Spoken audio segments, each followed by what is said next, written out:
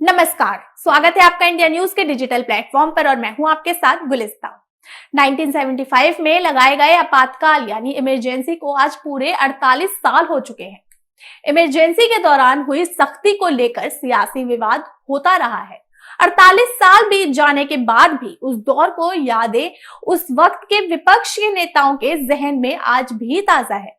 बता दें कि उस वक्त कांग्रेस और इंदिरा गांधी के विरोधी रहे प्रदेश और देश के प्रमुख विपक्षी नेताओं को आंतरिक सुरक्षा के खतरे का हवाला देते हुए जेल में डाल दिया गया था और उस दौरान इंदिरा गांधी के विरोधी कांग्रेस के नेताओं तक को जेल भेज दिया गया।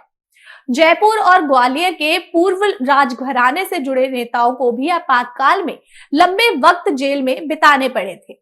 पूर्व सीएम वसुंधरा राजे की मां और तत्कालीन सांसद विजयराजे सिंधिया और जयपुर राजघराने की गायत्री देवी एक साथ तिहाड़ जेल में रही थी। बता दें कि मौजूदा कांग्रेस महासचिव जितेंद्र सिंह के पिता प्रताप सिंह की आपातकाल में हुई रहस्यमयी मौत आज भी पहेली बनी हुई है। पूर्व सीएम वसुंधरा राजे की मां विजयराजे सिंधिया ने अपनी आत्मकथा राजपथ से लोकपथ पर में आपातकाल के दौरान हुए दुर्व्यवहार, कांग्रेस नेताओं के कारनामों और उस वक्त की घटनाओं का विस्तार से जिक्र किया है। बताते चले कि आपातकाल लगते ही उस वक्त के विपक्ष के नेताओं को अरेस्ट कर लिया गया था। जो बच गए थे उनकी तलाश में पुलिस लग गई। विजयराजे सिंधिया उस वक्त जनसंघ का सांसद थी। जनसंघ ही बाद में आगे चलकर 1980 में भारतीय जनता पार्टी यानी बीजेपी बना था। जिस वक्त आपातकाल लगा वो दिल्ली में ही थी। दिल्ली में वो अपनी परिचित डॉक्टर के घर, वहां उनके घर निकलने के बाद पुलिस का छापा पड़ा। बताते चले कि पुलिस ने एक एक कमरा छान मारा, यहाँ तक कि छत पर चढ़कर पानी की टंकियां तक विजयराजे की तलाश की। गिरफ्तारी के लिए पुलिस वालों को नेताओं की लिस्ट दी गई और 25 जून को इमरजेंसी लगते ही सभी विपक्ष के नेताओं को गिरफ्तार कर लिया गया। पुलिस मुख्यालय को मैसेज दिया गया कि तैयार रहना है। ये नहीं बताया गया कि किसके लिए तैयार रहना है। बता दें कि रात 12 बजे पुलिस को ऑर्डर दिया गया कि सुबह होने से पहले ही विपक्ष के नेताओं को अरेस्ट करना है। पुलिस अफसरों को लिस्ट दी गई। लिस्ट में शामिल नेताओं को 4 घंटे के अंदर अरेस्ट करना था। ज्यादातर नेता रात को अरेस्ट कर लिए गए, लेकिन कई नेता बच गए और अंडरग्राउंड होकर काम करते रहे। अब आपातकाल के दौरान ग्वालियर में सिंधिया महल पर कई दिनों तक आयकर और आबकारी के छापे मारे गए थे। अलवर रियासत के तत्कालीन राजा प्रताप सिंह और सिंधिया राजघराने के बीच अच्छे रिश्ते थे।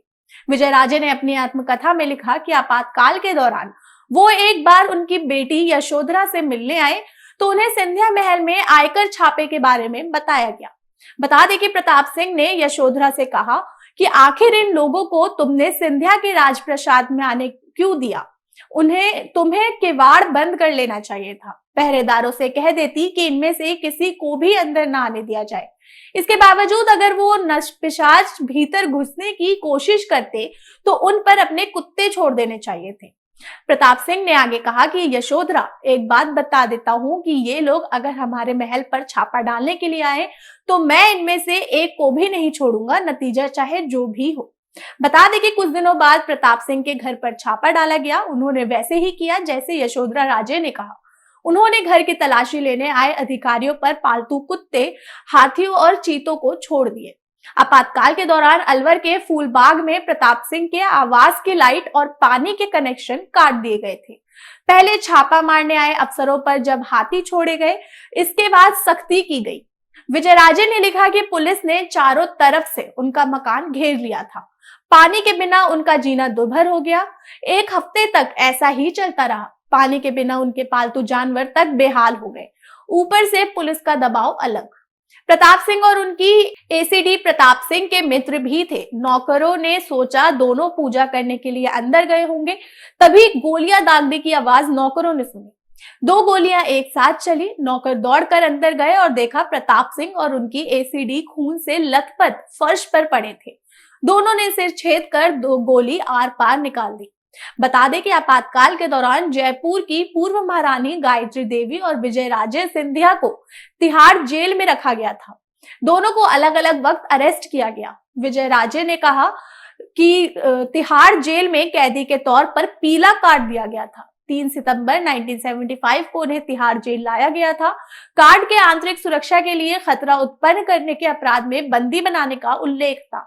विजयराजे ने लिखा कि जयपुर की राजमाता गायत्री देवी मुझे वहां मिली। हम दोनों ने एक दूसरे को झुककर अभिवादन किया और नमस्कार करने के लिए हाथ जोड़े। हम दोनों ऐसे मिल रहे थे मानो किसी समारोह में मिल रहे हों।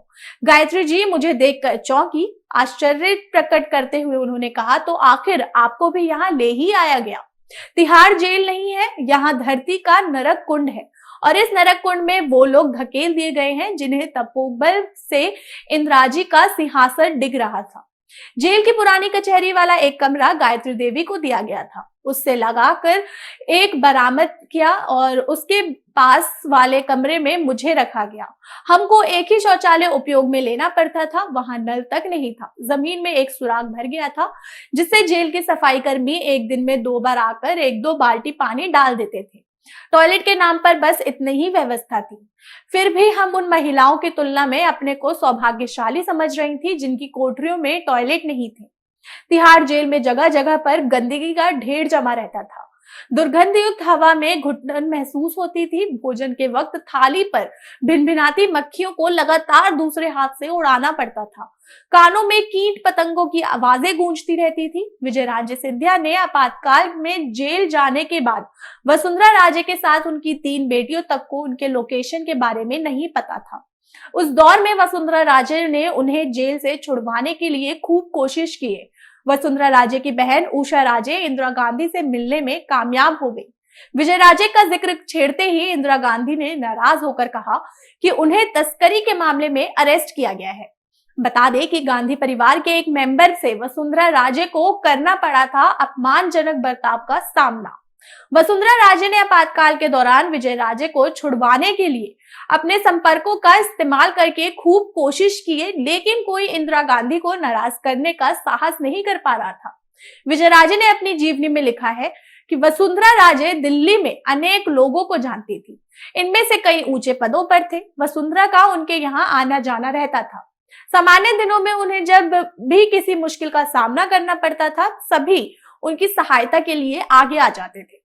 राजीव गांधी से भी उनके अच्छे परिचय थे, लेकिन मेरी रिहाई के लिए वो अनुकूल व्यक्ति नहीं थे। कुछ केंद्रीय मंत्रियों और वरिष्ठ अधिकारियों को भी वो जानती थी, पर इनमें से एक भी इंदिराजी को भाजन बनना नहीं चाहते थे। विजयराजे ने अपनी जीवनी में इस पूरे प्रसंग के बारे में लिखा कि गांधी परिवार के एक नेता ने वसुंधरा राजे से किस तरह खराब व्यवहार किया था। वसुंधरा राजे ने गांधी परिवार के इस नेता से मुलाकात की थी तो वो उस दौरान नाराज हो गया था।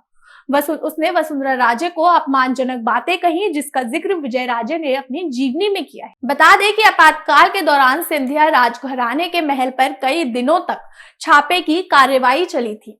आयकर अफसरों और आबकारी विभाग के अफसरों ने कई दिनों तक सिंधिया पैलेस में छापेमारी की थी। महल में जगह जगह गुप्त खजाने और तस्करी की आशंका में खुदाई की गई थी। विजयराजे सिंधिया ने अपनी जीवनी में लिखा कि आपातकाल के दौरान पड़े आयकर छापों में सब कुछ सीज कर दिया गया था।